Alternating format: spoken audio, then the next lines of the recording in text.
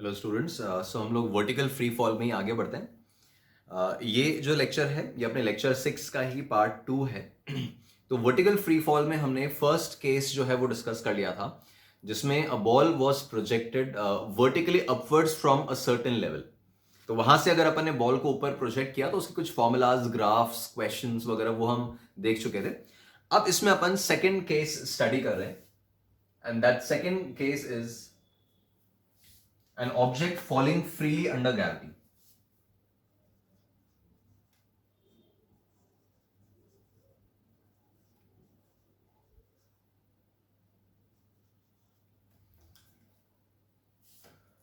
Under gravity. ठीक है, अब ये प्रिसाइसली अपन फॉलिंग वाला केस अब कंसिडर कर रहे हैं कि ऑब्जेक्ट को यहां से अपन ने फॉल कराया, ड्रॉप किया। तो अब इस सिनेरियो को हम नोटिस कर रहे हैं कि अगर एक बिल्डिंग के ऊपर से, let's say we have a situation, ये एच हाइट की बिल्डिंग के ऊपर से यहां से अपन एक ऑब्जेक्ट को अगर ड्रॉप कर रहे हैं, राइट, इसको ड्रॉप किया, that means the initial speed is 0। तो इस ऑब्जेक्ट के लिए the words they use is dropped और रिलीज्ड। तो ड्रॉप या रिलीज कर रहे हैं, that means the initial speed of the object will be 0। तो एक एच हाइट के बिल्डिंग के टॉप से हमने इस बॉल को रिलीज किया है या ड्रॉप किया है, इनिशियल स्पीड 0 है इसका। तो ऑफ कोर्स पहले अपन डायरेक्शन सिस्टम देखें। तो डायरेक्शन सिस्टम में सिंस रिलीज करने के जस्ट बाद बॉल डाउनवर्ड जा रहा है, तो वी नो दैट ऐसे केस में downward direction will be taken as positive. हाँ, इससे पिछले सिनारियो में हमने अपवर्ड डायरेक्शन को पॉजिटिव लिया था, बिकॉज बॉल थ्रो करने के जस्ट बाद बॉल अपवर्ड जा रहा है। अब यहां रिलीज करते ही the ball started travelling downwards. तो ऐसे केस में downward direction is taken as positive, और डाउनवर्ड डायरेक्शन अगर पॉजिटिव ले रहा हूं, that means the acceleration value will be plus g, है ना, एक्सेलरेशन प्लस जी हो जाएगा। अब again all your equations of kinematics they are applicable, है ना, सभी इक्वेशंस आपकी एप्लीकेबल हैं। मतलब आप फॉर्मूलाज क्रिएट करें आगे, जैसे फॉर्मूला भी क्रिएट कर सकते हैं कि ऑब्जेक्ट को ग्राउंड तक पहुंचने में कितना टाइम लगेगा। ये अगर अपन मान लो डिराइव करने की कोशिश करें, that time taken to reach the ground level, तो स्ट्रेट फॉरवर्ड है कि यहां से यहां तक इसको डिस्प्लेसमेंट h करना है। इनिशियल स्पीड हमें गिवन है, एक्सेलरेशन हमें पता है। तो अपन delta x equals to u t plus half a t square apply कर रहे हैं। ठीक है, जो delta x equals to u t plus half a t square है, उसमें u का वैल्यू इज 0, एक्सेलरेशन का वैल्यू इज प्लस g, और यहां से टाइम की वैल्यू जो है it comes out as 2h by g under root. ठीक है, ये आपका टाइम ऑफ फ्लाइट आ गया।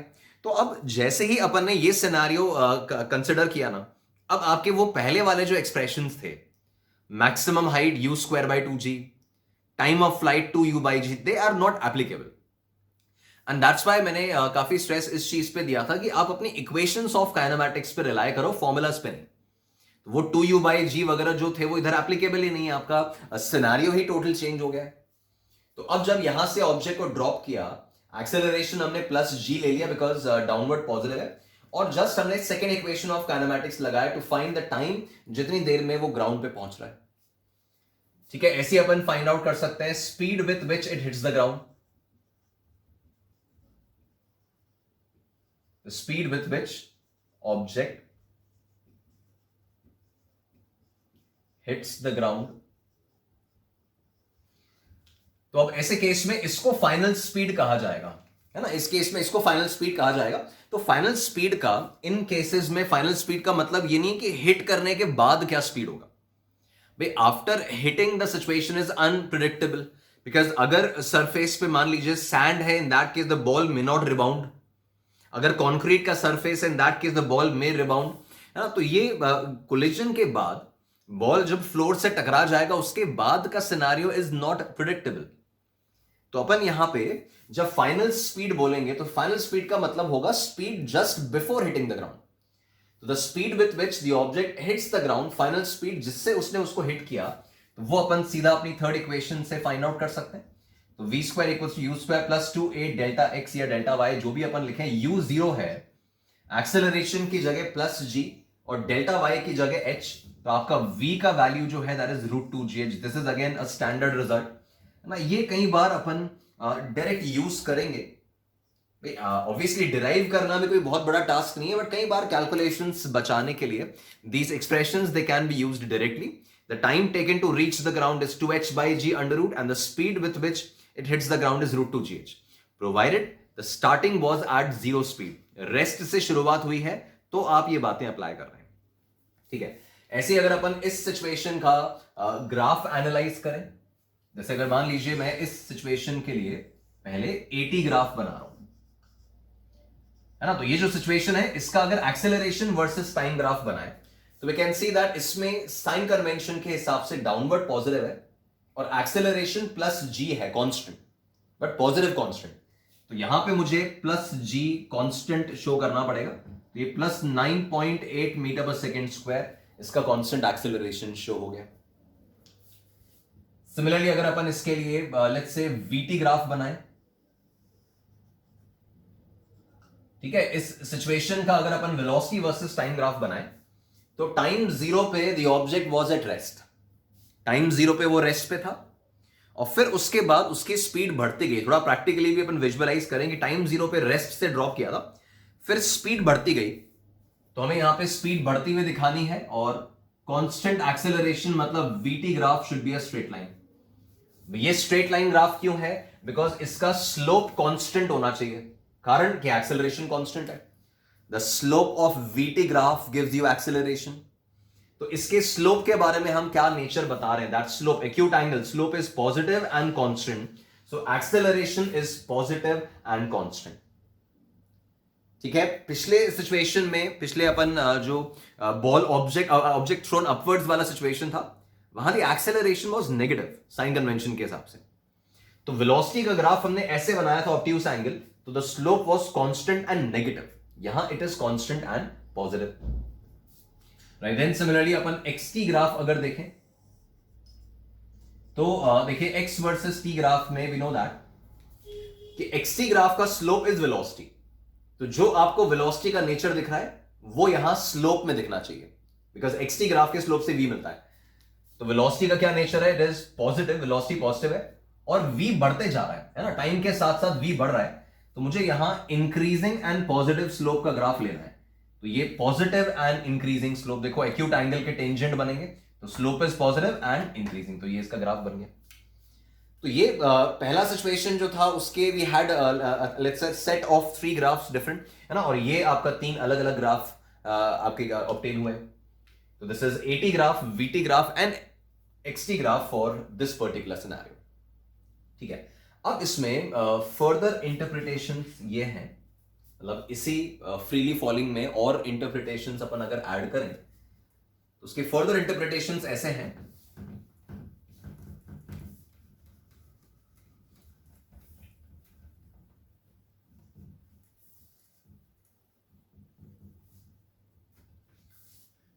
तो इसके अंदर मान लीजिए अगर हम कोई सिनेरियो कंसिडर कर रहे हैं, कोई भी एक सिचुएशन कंसिडर कर लेते हैं जहां पे एक पर्टिकुलर हाइट से अपन ने ऑब्जेक्ट को ड्रॉप किया, ठीक है, यहां से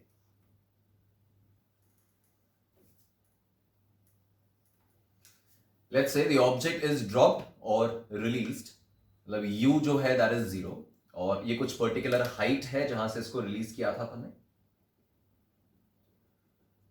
और हमें इसमें कुछ पॉइंट्स, कुछ फैक्ट्स हैं जो प्रूव करने हैं, है ना, कुछ रिजल्ट्स हैं बेसिकली। तो आपका इंटरप्रिटेशन अबाउट दिस सेक्शन और बेटर होता जाएगा इन पॉइंट्स के through. It says that distance covered,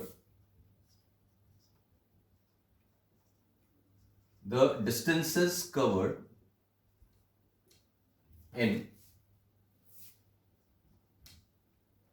time t, 2t, 3t and so on are in ratio 1:4:9 and so on, right. पहला पॉइंट अपन यहां पर ये प्रूव कर रहे हैं कि जो ऑब्जेक्ट को जब अपन ने ड्रॉप किया है ना, वहां से रेस्ट से अपन ने उसको ड्रॉप किया और रेस्ट से ड्रॉप किया तो इमीडिएटली अपन ने मेंशन कर दिया कि downward direction will be taken as positive and acceleration जो होगा that will be plus g. तो अब इस केस के लिए the thing is the distance is covered in time t, starting से लेके टी सेकेंड्स का डिस्टेंस, देन स्टार्टिंग से लेके 2t सेकेंड्स का डिस्टेंस, देन स्टार्टिंग से 3t टाइम का डिस्टेंस। ये सब डिस्टेंसेस कवर्ड जो होंगे वो इस रेशियो में होंगे 1, 4, 9, 16, 25 ऐसे। इसको अपन को प्रूव करना है, तो straight away we know that delta x या delta y it will be equals to ut plus half at square, right. इसके अकॉर्डिंग अपन चले तो वी कैन सी दैट यहां u जीरो है, राइट। इनिशियल स्पीड जो है दैट इज जीरो, और acceleration is g downwards constant, है ना। एक्सेलरेशन कांस्टेंट है, 2 कांस्टेंट है, इसका मतलब delta y is directly proportional to t square. Initial speed आपका जीरो हो गया, हाफ कांस्टेंट है, एक्सेलरेशन की जगह जो प्लस g आएगा वो भी कांस्टेंट है, तो कांस्टेंट्स रिमूव करूंगा तो प्रोपोर्शनैलिटी आ जाएगी, तो टाइम की प्रोपोर्शनैलिटी आ रही t स्क्वायर। तो जब अपन यहां पे टाइम सब्स्टिट्यूट करेंगे, एक बार t, एक बार ट्वाइस ऑफ t, उसका स्क्वायर किया तो 4t स्क्वायर बनेगा, फिर एक बार 3t सब्स्टिट्यूट कर रहे हैं तो 9t स्क्वायर बनेगा, और रेशियो लेंगे तो दैट रेशियो, दैट प्रोपोर्शनैलिटी से ही सीधा रेशियो दिख रहा है, दैट रेशियो विल बी 1:4:9। जो टाइम वाला फैक्टर है 1, 2 and 3, ये 1, 2 and 3 टाइम वाला जो फैक्टर है उसके स्क्वायर के हिसाब से डेल्टा वाई चल रहा है। तो ये टाइम अगर 2t करेंगे तो यहां 4t स्क्वायर बनेगा, ये 9t स्क्वायर बनेगा, और रेशियो लेंगे तो 1:4:9 आ जाएगा। ये फर्स्ट फैक्ट आपका प्रूव हो गया। देन इसमें फर्दर एक पॉइंट ये आता है that time taken by the body, time taken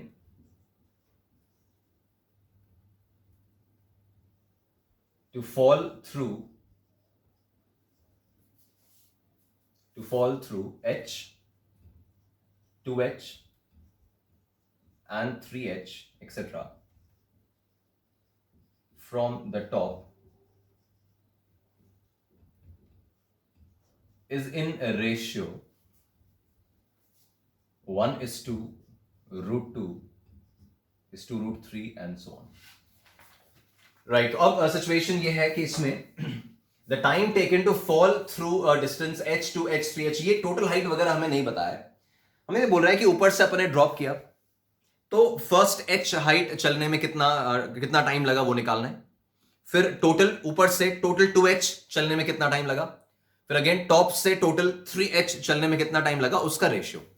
तो h डिस्टेंस अगर है, let's say we can see that this h is equals to ut plus half at square के हिसाब से अगर चल रहे तो कोई भी डिस्टेंस h ट्रैवल करने में, आप देखिए टॉप से ट्रैवलिंग की बात हो रही है, तो इनिशियल स्पीड 0 है, तो h is ut plus half at square, तो ये h डिस्टेंस ट्रैवल करने में टाइम कितना लग रहा है, that time is 2h by g under root, है ना। तो ये तो आपका h हाइट ट्रैवल करने का टाइम है।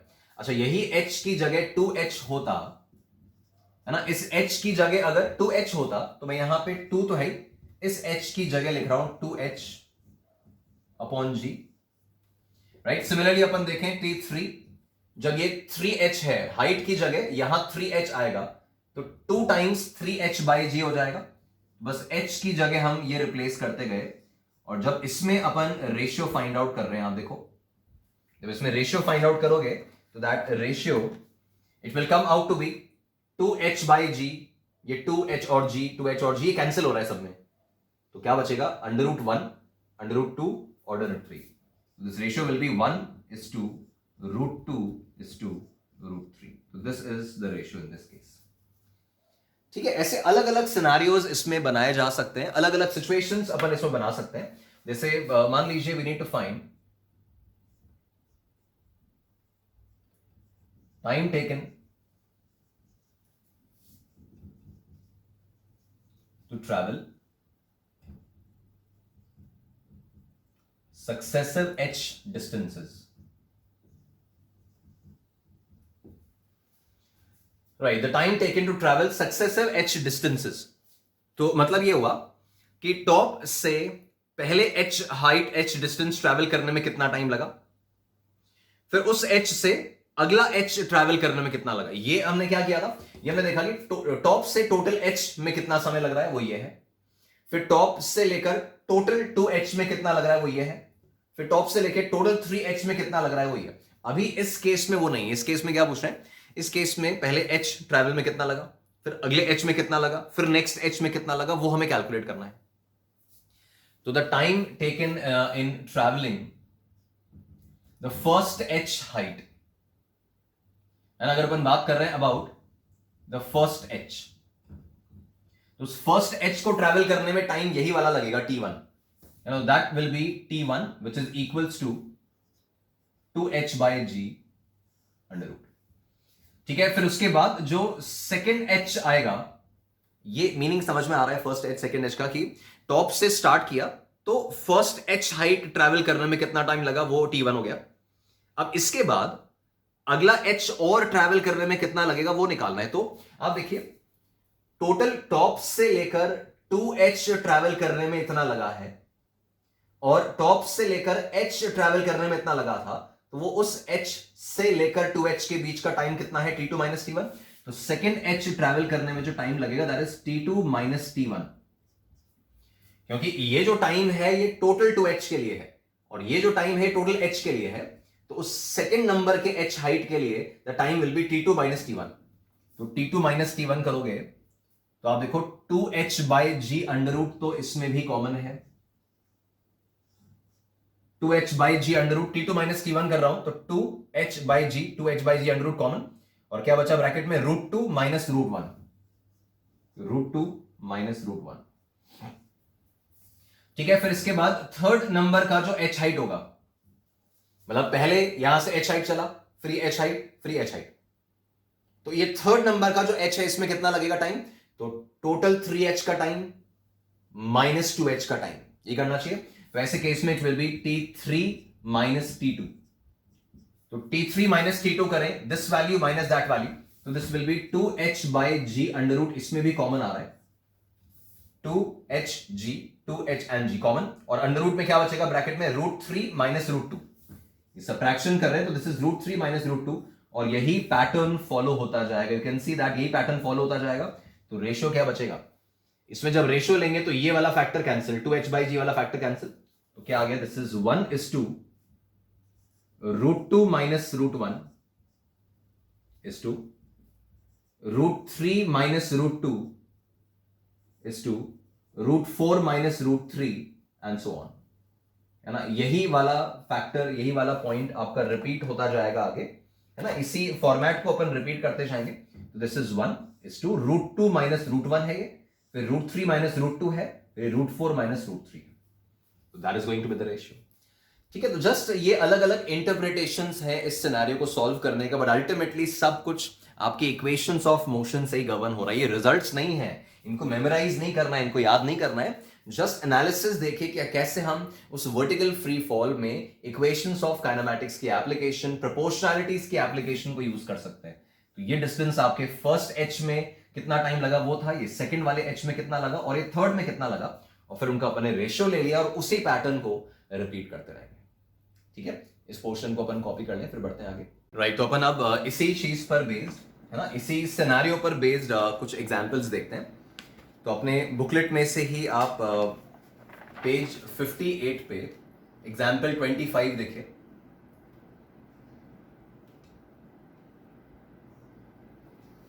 Right, it says a body falls freely from the top of a tower and it falls 7/16 of the total distance in its last second.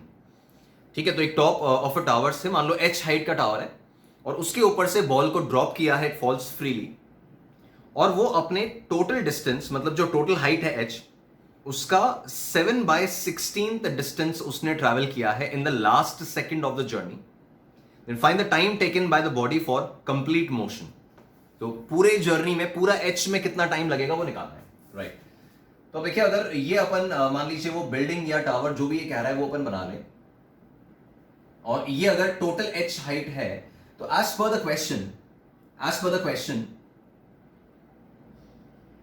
इस ऑब्जेक्ट ने अपनी जर्नी के लास्ट सेकेंड में, इस downward journey के last second में इसने 7h/16 distance cover किया है।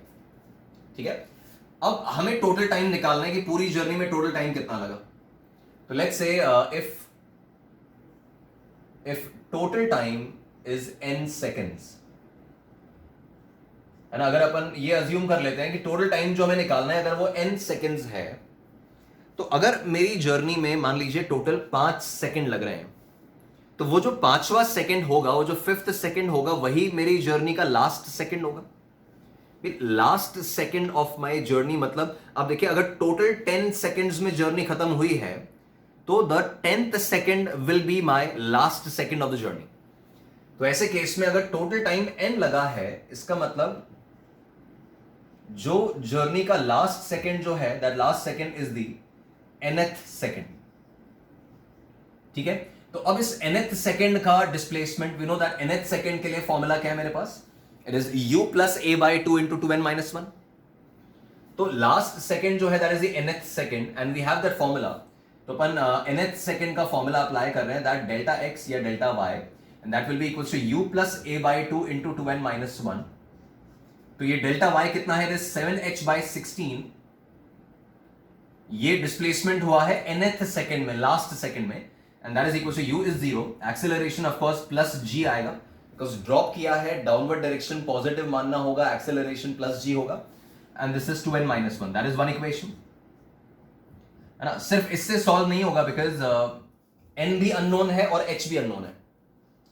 तो हम यहां पे अब टोटल n सेकेंड्स देखें कि ऑब्जेक्ट को यहां से यहां तक पहुंचने में, कंप्लीट h कवर करने में उसको n सेकेंड्स लगे हैं। तो अपन बोल रहे हैं that for complete n seconds, देखिए ये जो था ये तो आपने nth सेकेंड के लिए लिखा है, बिकॉज ये आखिरी सेकेंड का डिस्प्लेसमेंट है, बट टोटल h ट्रैवल करने में कितना टाइम लगा है, टोटल n सेकेंड्स, 0 से लेके n सेकेंड्स। तो मैं सेकेंड इक्वेशन ऑफ काइनेमैटिक्स लगा रहा हूं, that total h is equals to ut plus half a t square, तो ut plus half a t square, total time कितना लगा है n, तो ये टोटल के लिए है। अब this is the second equation, ये अपना सेकेंड इक्वेशन बन गया। तो अब ये फर्स्ट एंड सेकेंड इक्वेशन को अगर मैं डिवाइड कर लूं, है ना, इन फर्स्ट और सेकेंड को आप डिवाइड कर रहे हैं, तो आपका h कैंसिल हो रहा है।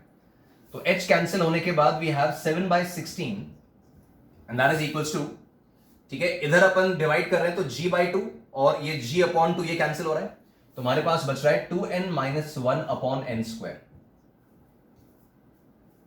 ठीक है, ये ओवरऑल इवैल्यूएशन, ये ओवरऑल बच रहा है। अब इसको अपन फर्दर सिंप्लीफाई करें तो that comes out as 7n square and that will be equals to 32n minus 16, so that is 7n square minus 32n plus 16 is equals to 0। ठीक है, तो अब ये इवैल्यूएशन अपने पास बचा है, राइट। तो ये अपना n में क्वाड्रेटिक इक्वेशन आ रहा है, तो 7n square minus 32n plus 16, इसको जब अपन फैक्टराइज करें या क्वाड्रेटिक फॉर्मूले से सॉल्व करें, that's not a big issue. तो यहां से आपका n का वैल्यू जो आएगा that comes out as 4 seconds, है ना। तो टोटल 4 सेकेंड्स इसको लग रहे हैं। बस यहां मेनली ये समझना था कि इसकी जर्नी के आखिरी सेकेंड में उसने 7h बाई 16 चला, तो जर्नी में अगर टोटल n सेकेंड्स लगे हैं तो आखिरी सेकेंड nth होगा। तो nth का डिस्प्लेसमेंट का फॉर्मूला मेरे पास था, टोटल n सेकेंड्स में कितना चला है वो अपन ने सेकेंड इक्वेशन से निकाला, दोनों को डिवाइड किया and n was the variable जिसके लिए सॉल्व कर लिया। ठीक है, तो ये क्वेश्चन सॉल्व हो गया, इसको अपन लिख लें, नेक्स्ट पे मूव करते हैं।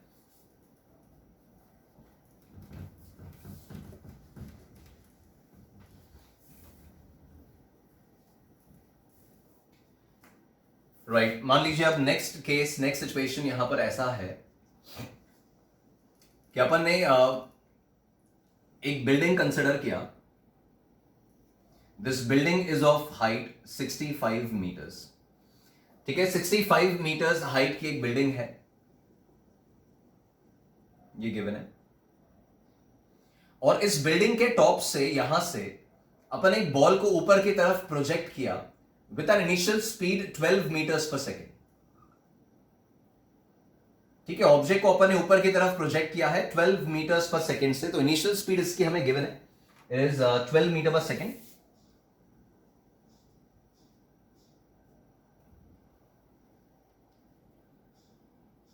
Right, and we need to find the time after which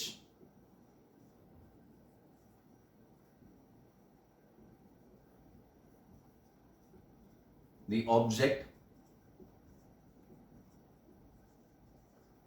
strikes the ground. Right, अब ये सिचुएशन है। तो इसमें देखो ओवरऑल स्टोरी ऐसा है कि मान लो हम 65 मीटर हाइट की बिल्डिंग पे खड़े हैं, फिर हमने अपना हैंड जो है वो एक्सटेंड किया, बिल्डिंग से बाहर की तरफ एक्सटेंड किया, और फिर बॉल को थ्रो किया बट कैच नहीं किया। तो बॉल यहां से ट्रैवल करके ऊपर गया और लैंड फिर ग्राउंड पे जाके कर रहा है, लैंड वो ग्राउंड पे जाके कर रहा है। तो उसी तरह का सिचुएशन है। हम जानते हैं कि अपवर्ड एंड डाउनवर्ड जर्नी होती एक ही लाइन के अलॉन्ग है, बट हमें अलग अलग शो करनी होती है, इसलिए अपन ऐसा डायग्राम बना दें। तो ऑब्जेक्ट को मैंने 12 मीटर पर सेकेंड से अपवर्ड्स थ्रो किया। तो अपन पहले जैसे यूजुअल करते हैं, पहले अपन इसका डायरेक्शन सिस्टम बनाएंगे। तो आप देखो, थ्रो करने के जस्ट बाद ball is travelling in upward direction. Throw करने के जस्ट बाद बॉल ऊपर की तरफ ट्रैवल कर रहा है, तो upward direction will be taken as positive. तो मुझे अपवर्ड डायरेक्शन पॉजिटिव लेना होगा, और अपवर्ड डायरेक्शन पॉजिटिव ले रहा हूं तो मेरा एक्सेलरेशन क्या ले रहेंगे आप? -g। थ्रो करने के जस्ट बाद बॉल ऊपर की तरफ जा रही है, इसका मतलब अपवर्ड डायरेक्शन पॉजिटिव लेना होगा, और अपवर्ड डायरेक्शन अगर पॉजिटिव ले रहे हैं इसका मतलब एक्सेलरेशन शुड बी नेगेटिव, तो एक्सेलरेशन -g हो गया। ठीक है, अब इसमें हमें यहां से ग्राउंड तक पहुंचने का टोटल टाइम ऑफ फ्लाइट निकालना है, टोटल टाइम निकालना है। कोई फॉर्मूला वगैरह नहीं, सिर्फ अपन इक्वेशंस ऑफ काइनेमैटिक्स पर रिलाई करेंगे। तो अब यहां से यहां तक का टाइम निकालने के लिए if I think about the second equation that delta y is ut plus half at square, तो आप देखिए ऑब्जेक्ट यहां पर था इनिशियली और इस जगह आ गया है फाइनली। तो इनिशियल से फाइनल के हिसाब से अगर अपन देखें तो ऑब्जेक्ट का डिस्प्लेसमेंट हम कितना कहेंगे? सिर्फ डिस्प्लेसमेंट देखना इनिशियल फाइनल के बीच में। So as per this initial and the final point, we'll say that the object has displaced by 65 meters in downward direction. वे जिस पर्सन ने बॉल को थ्रो किया है, अगर हम उससे बॉल के डिस्प्लेसमेंट के बारे में पूछें, इससे कि बॉल फाइनली 65 मीटर नीचे जाके गिर गई। बॉल ने भले ऊपर ट्रैवल किया फिर लौट के आया, बट डिस्प्लेसमेंट पूछा मैंने कि what is your comment about the positioning of the ball. Is said कि इनिशियली बॉल मेरे पास थी एंड फाइनली बॉल 65 मीटर्स नीचे जाके गिरी है। तो displacement of the object is 65 metres downwards. हमने अपवर्ड डायरेक्शन पॉजिटिव मान रखा है इस वेलोसिटी की वजह से, और डिस्प्लेसमेंट 65 मीटर्स डाउनवर्ड्स है। तो अपन यहां पर ये बोल रहे हैं that displacement is 65 meters downwards. So that will imply कि डेल्टा y का वैल्यू जो मुझे यहां पे यूज करना है that will be -65. तो डेल्टा y मैंने -65 यूज किया, u का वैल्यू मुझे 12 दे रखा है, that's okay, टाइम अननोन है, acceleration will be -10, this is -g and that into t square. इसको अपन सिंप्लीफाई करें तो ये आपका 5t स्क्वायर लेफ्ट में आ गया, 12t भी अपन यहां लेफ्ट में ले लेते हैं, -65 and that will be equals to 0।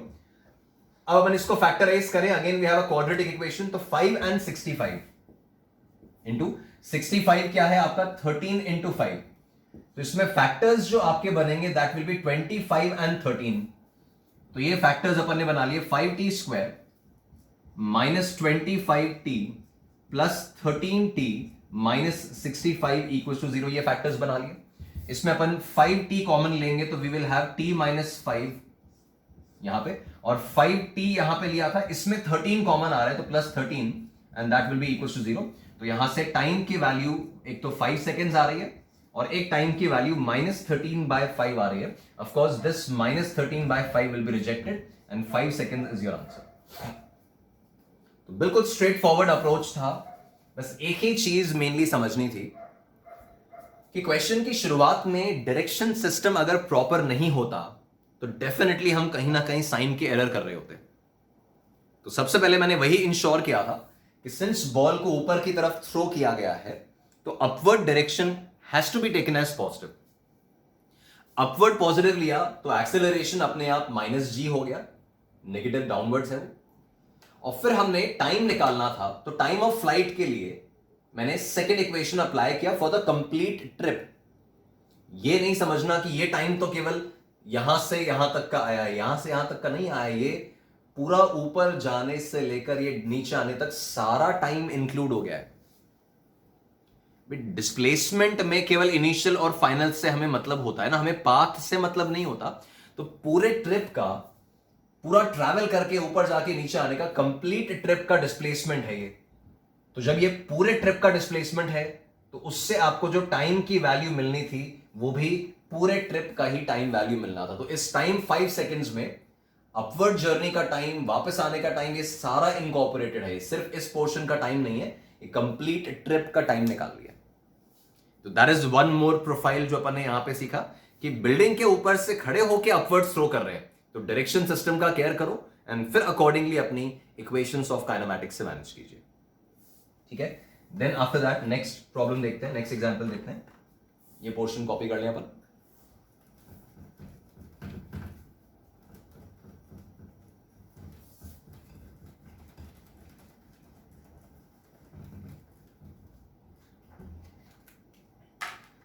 Right, then after that आप इसमें अपने बुकलेट में ही एग्जाम्पल 27 देखिए पेज 59 पे।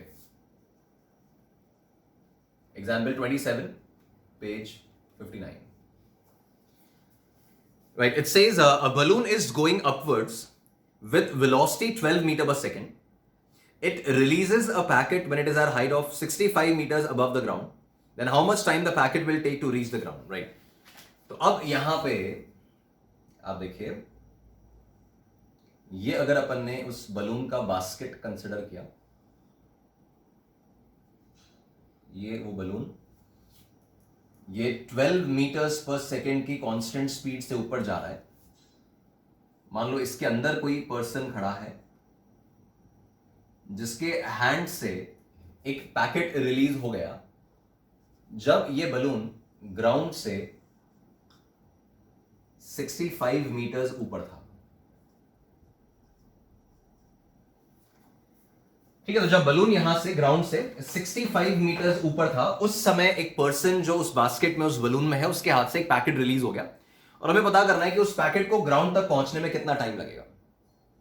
तो पहले अब यहां पर यही एनालिसिस आप देखिए कि जब वो पैकेट रिलीज हो रहा था, है ना, जब वो पैकेट रिलीज हो रहा था इस पर्सन के हाथ से, जब वो पैकेट छूटा तो ऐसा नहीं होगा दैट पैकेट वो स्ट्रेट अवे डाउनवर्ड जाना शुरू करेगा, ऐसा नहीं होगा। कारण कि when the packet was being released, the person was moving along with the balloon in upward direction at 12 meter per second. तो मान लो अपन देखें तो इस बलून का स्पीड इज 12 मीटर पर सेकेंड अपवर्ड्स। इस बलून के अंदर जो पर्सन है उसकी स्पीड भी 12 मीटर पर सेकेंड अपवर्ड्स है बलून के साथ। उसके हैंड की स्पीड भी 12 मीटर पर सेकेंड अपवर्ड्स है और उसके हैंड में जो पैकेट है, जो बॉल है, जो ऑब्जेक्ट है, अभी उसकी स्पीड भी 12 मीटर पर सेकेंड ही है अपवर्ड्स।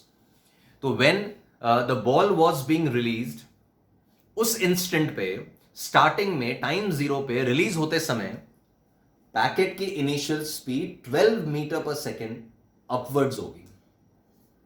और जब पैकेट की स्पीड 12 मीटर पर सेकेंड अपवर्ड्स है तो पैकेट पहले थोड़ा डिस्टेंस ऊपर की तरफ जाएगा and then it will fall back towards the ground. अब इस तरह का पाथ होगा।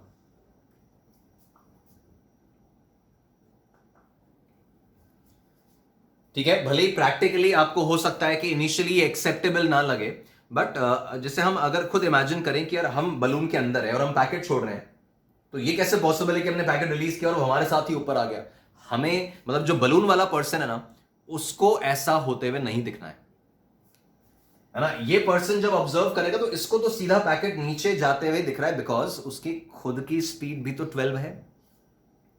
देखिए, once the packet is released तो पैकेट को तो ग्रेविटी कंट्रोल कर रही है, ग्रेविटी नीचे खींच रही है। तो पैकेट को तो रिलीज करते ही ग्रेविटी ने नीचे पुल करना शुरू कर दिया।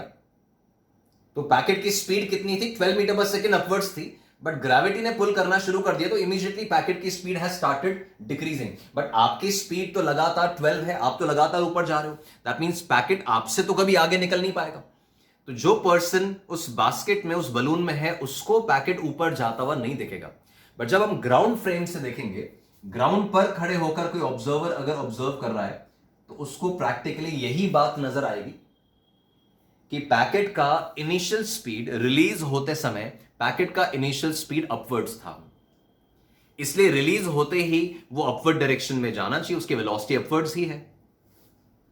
तो आप देखो, अब इसका इनिशियल वेलोसिटी किस तरफ है, अपवर्ड्स, तो थ्रो होने के जस्ट बाद वो अपवर्ड डायरेक्शन में जा रहा है, तो upward direction will be taken as positive, acceleration का वैल्यू विल बी -g, है ना। ये एग्जैक्ट आप देखेंगे तो एग्जैक्टली जो पिछला एग्जाम्पल था ना, वो सेम डेटा बन गया, सेम सिचुएशन बन गई, बस उसको प्रेजेंट करने का वो लैंग्वेज अलग है। तो मैं यहां पे वापस से delta y equals to ut plus half at square लगाऊंगा, है ना। And since the data is same, the result is the same, the time will be 5 seconds. वो आप सॉल्व कर लेंगे, बट द पॉइंट इज किसी भी ऑब्जेक्ट का इनिशियल वेलोसिटी वही होता है जो उसके कंटेनर का है।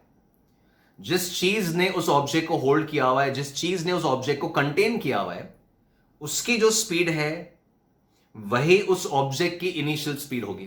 तो इस पैकेट को कंटेन किया हुआ है पर्सन के हैंड ने, तो बलून की, पर्सन की, उसके हैंड की, सबके इनिशियल वेलोसिटी 12 मीटर पर सेकेंड अपवर्ड्स है, तो उस पैकेट का भी इनिशियल वेलोसिटी 12 है। That's why it will move upwards first and then fall back downwards. ये तब ऑब्जर्व होगा जब ग्राउंड से कोई ऑब्जर्व करे। ये पर्सन तो खुद ही ऊपर की तरफ जा रहा है ना, तो इसको थोड़ी पैकेट ऊपर जाता हुआ दिखेगा।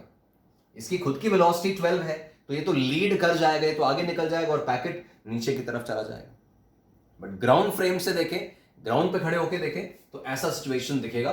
और ये अपवर्ड जर्नी बिल्कुल ऐसा हुआ कि एक तरह से बिल्डिंग के ऊपर से बॉल को ऊपर फेंका और बॉल ट्रैवल करके नीचे कर रहा है।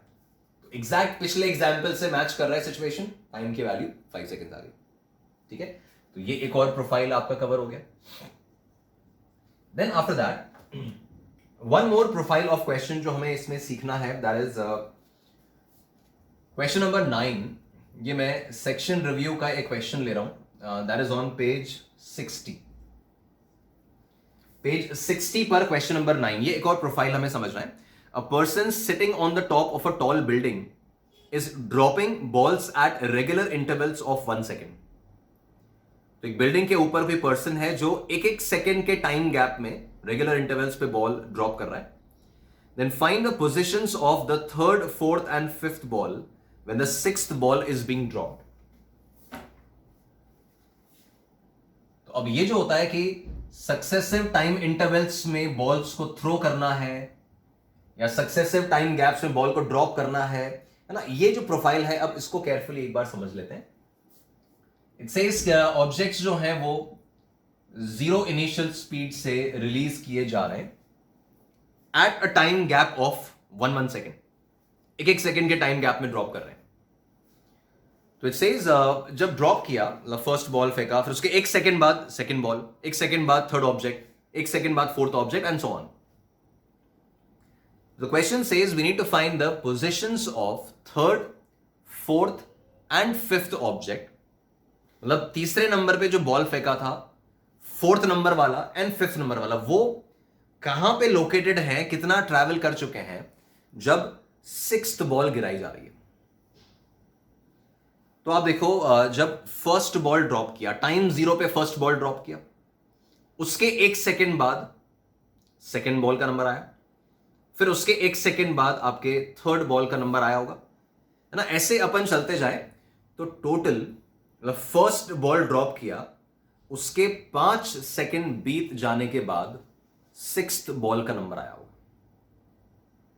तो ऐसे केस में अगेन आप देखो, अपने फर्स्ट बॉल ड्रॉप किया, है ना, फर्स्ट बॉल ड्रॉप किया, उसके एक सेकेंड बाद सेकेंड बॉल ड्रॉप हुआ है, फिर एक और सेकेंड बीत गया, मतलब टोटल 2 सेकेंड बीत चुके हैं, तब थर्ड बॉल ड्रॉप हुआ है, फिर उसके एक सेकेंड मतलब टोटल 3 सेकेंड्स बीत चुके हैं, तब जाके फोर्थ बॉल ड्रॉप हुआ है। सिमिलरली जब टोटल 4 सेकेंड्स बीत चुके हैं, तब फिफ्थ बॉल ड्रॉप हुआ है, और 5 सेकेंड्स जब टोटल हो जाएंगे, तब सिक्स्थ बॉल को ड्रॉप कर रहे हैं अभी। तो जब हम सिक्स्थ ऑब्जेक्ट को ड्रॉप कर रहे हैं, तो फर्स्ट ऑब्जेक्ट को ट्रैवल करते हुए 5 सेकेंड हो चुके हैं। फर्स्ट ऑब्जेक्ट को ट्रैवल करते हुए 5 सेकेंड हो चुके हैं। उसके एक सेकेंड बाद सेकेंड ऑब्जेक्ट ड्रॉप किया था, तो सेकेंड ऑब्जेक्ट को ट्रैवल करते हुए अभी 4 सेकेंड ही हुए हैं। थर्ड ऑब्जेक्ट को ट्रैवल करते हुए अभी 3 सेकेंड्स हुए हैं। Fourth object is travelling from the last 2 seconds. Fifth object is travelling from last 1 second and sixth object is about to fall. यही मतलब निकला। है ना, पहला ड्रॉप किया, पहले को ड्रॉप किए हुए 5 सेकंड टोटल हो गए, तब जाके 6th को ड्रॉप करने का नंबर आया। तो ऐसे केस में first ball is travelling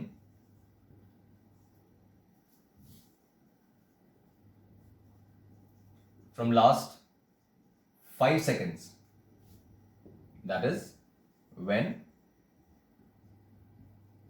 6th is being dropped.